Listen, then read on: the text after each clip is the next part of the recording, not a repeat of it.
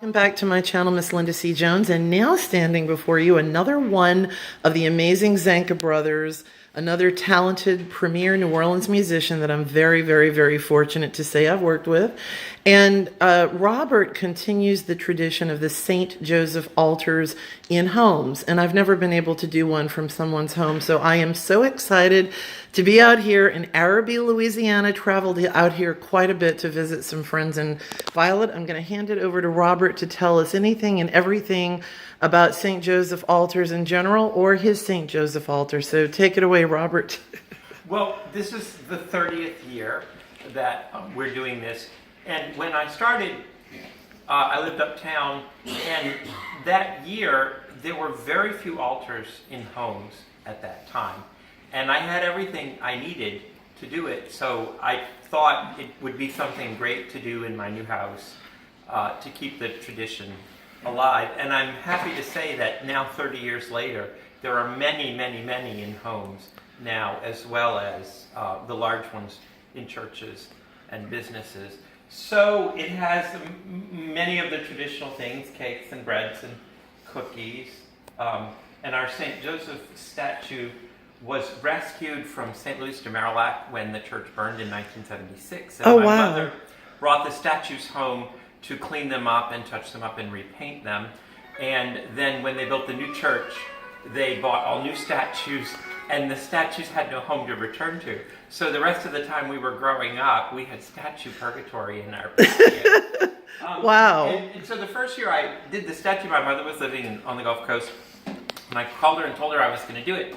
And I said, "Mama, do you have a St. Joseph statue?" She said, "Oh, son, I think there's one out there in the shed. I'll have to go check. He's the one with the baby Jesus and the lilies, right?" I said, "Yeah, that's him." So she went and checked in the shed, and sure enough, he was still there. He had not yet been restored, so she restored him.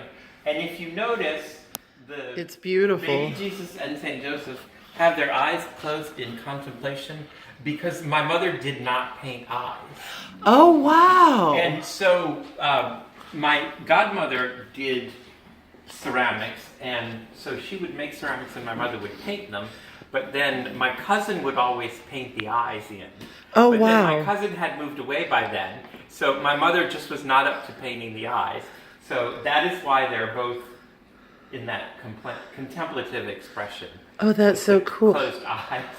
And I just learned from reading the history of St. Louis Parish that I think this statue actually came to St. Louis from the original St. Rita's in Broadmoor.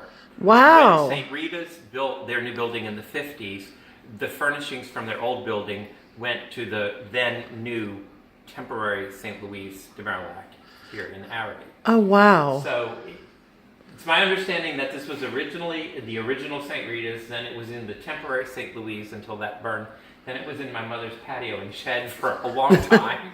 And I've had it for 30 years now. It's absolutely beautiful. And, you know, I like that contemplative look of the eyes being, in prayer. I mean, it gives the statue a whole different feeling. Right. So, and then I just received in the mail today. Yes. This world's smallest St. Joseph altar made by my sister who's now residing in Pennsylvania. And it's truly remarkable because she's modeled the cakes on the cakes that we make, and she's actually created every single thing here, including the artwork. That's on amazing. The cakes, with the exception of the wine bottles, which I understand are for drunken dollhouse brawl. So that's it. Well, I'm blown away because every time I'm around the Zanca family, I'm now finding out about your talented mother, your talented sisters. You guys are just, talent is just flowing over.